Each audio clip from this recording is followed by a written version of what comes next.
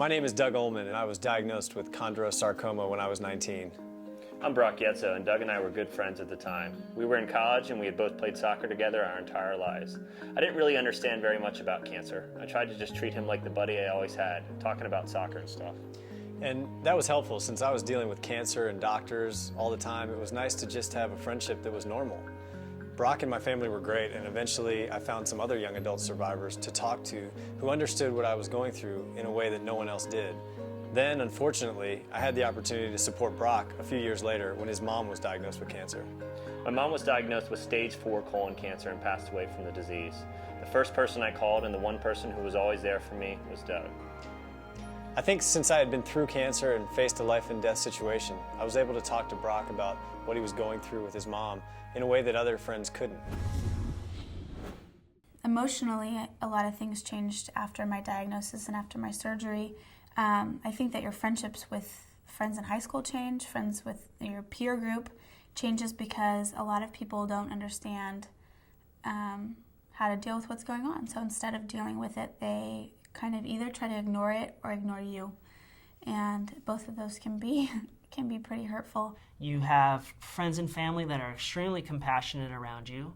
You have other ones that I know are, very concerned about you, but they're a little bit nervous about the cancer words, so they're standoffish. I had friends who would call up and just talk for 45 minutes about something completely unrelated, or they would never. It was as though they were dancing around the subject, and I would say, well, I went to the hospital yesterday and had a transfusion. And they're like, we don't need to talk about that. And I really had to say a lot of times, that's all I have to talk about right now.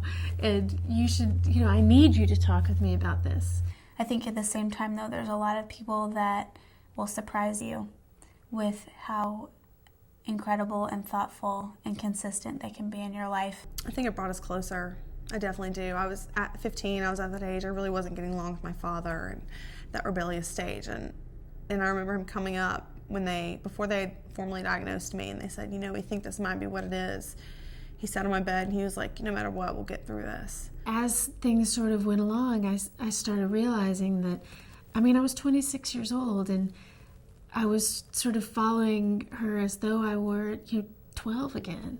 And I thought, I can't do this. And so I literally had to sit her down one night and I said, Mom, there's no one I want on my side more than you during this whole event. I said, but you have to let me do this.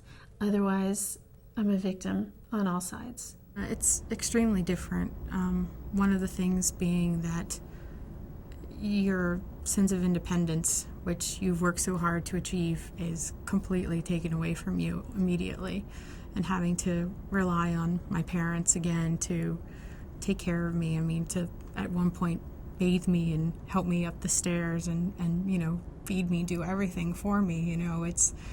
It's really hard on you mentally, emotionally. I think the best thing you can do for your son or daughter that's a patient is allow them to have as much control over their decisions and over their life as possible, however hard that might be for you, or at least help them believe that they do. I think the next day we went into the hospital I was having a bone scan, and the nurse called my name, and we both stood up. My mom and I both stood up, and I looked at her, and she looked at me, and she goes, sit down and shut up, right? Yeah. So it was really important, and I think has made a big difference in our relationship. Since then, I sort of became an adult to her at that moment. I do remember one time being in the hospital and being asleep, but still kind of paying attention to my mother stepping outside with a friend at the doorway and sobbing and saying it's so hard. And I do remember thinking, this isn't just hard on me. In many ways, I was the center of attention at every family event, every social event. My sister said that for probably a year, nobody asked her about her. They said, hi, Cassie, how's your sister? There was a point where she asked me, Mommy, are you going to die? Or can I catch cancer? And that was very difficult. It's hard to explain to a child that there's so many different levels to cancer. When I got up with the walker, I just stood there. and he told me, let go of your walker. And I let go. And he was like, he just froze. And I never seen my dad like that. I mean, there's this big guy and all of a sudden he starts crying. It's like, you know, maybe this is all happening for a reason, you know? When given the choice of whether to go through something like this by yourself or with friends and family, although it seems sometimes that it would be a lot easier to do it by yourself, it's not. A lot of people say that you find out who your true friends are when you're diagnosed with cancer. That might be true to some degree, but I think as a young adult, our friends don't always know how to relate to someone with cancer, and so they just go away for a while or pretend like nothing's happening. Some of my friends disappeared when my mom was sick, but now we're close again, and I don't blame them for not knowing what to say during that time. I'm grateful, though, for Doug because he wasn't afraid of talking about it and supporting me. If you're dealing with a diagnosis, try to maintain some normalcy and stay close with your friends and family.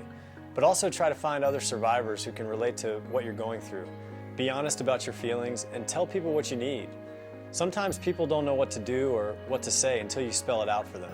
Doug, I need you, man. I need you too, man. If you have questions about talking to your friends or family, ask your doctor or contact these cancer-related organizations for more information.